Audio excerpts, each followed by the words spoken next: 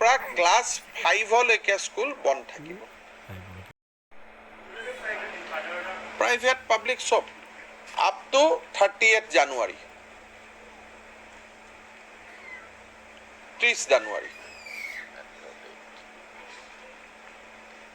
LP school completely বন্ধ থাকিব up to class 5 গুৱাহাটীত বন্ধ থাকিব আপ টু ক্লাছ 8 অসমত ক্লাছ 5 আৰু গুৱাহাটীত স্কুল বন্ধ থাকিব আপ টু ক্লাছ 8 হেলথ ডিপাৰ্টমেণ্টে এইটো এনচিয়ৰ কৰিব সাপোজ অহাকালি কামৰূপ ৰুৰেলতো কেছ বাঢ়িলে ডিব্ৰুগড়ত কেছ বাঢ়িলে হেলথ ডিপাৰ্টমেণ্টে ডিস্ট্ৰিক্ট নিৰ্দেশ দিব যে আপোনালোকৰ তাতো ক্লাছ 8লৈকে বন্ধ কৰক সো বিগিন উইথ ক্লাছ 5 কিন্তু য'ত য'ত প্ৰয়োজন হ'ব তাত ক্লাছ 8লৈকে বন্ধ কৰিব আৰু যি 9-10 খোলা থাকিব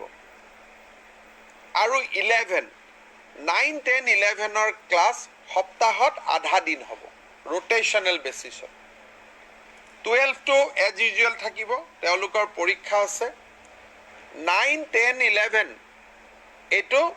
সপ্তাহত ৰোটেশনাল বেসিছত চলিব তানে এজনে এটা ক্লাছে 3 দিন পাব so 9 will be 3 din 10 will be 10 days 11 will be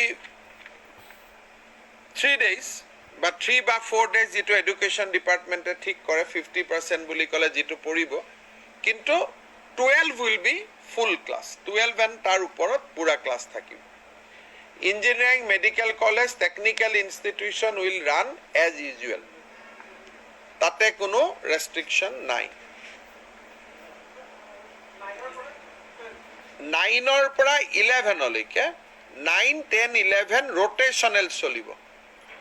অহাকালি শিক্ষা বিভাগে তাৰ ডিটেইল গাইডলাইন দি দিব 9-10-11 আমি এটো বিচাৰিছো যে ৰোটেশনাল চলক যাতে স্কুলখনত ভৰ্তি হৈ না যায় ষ্টুডেন্ট আজি যদি 9 আহিছে অহাকালি 10 আহিব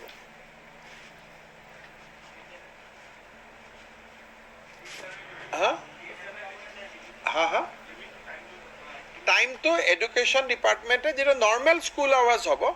এডুকেশন ডিপার্টমেন্টে নোটিফিকেশন ইস্যু করিব যে 9 কোনবারে আহিব 10 কোনবারে আহিব এটো এতিয়ালৈকে 30 জানুৱাৰী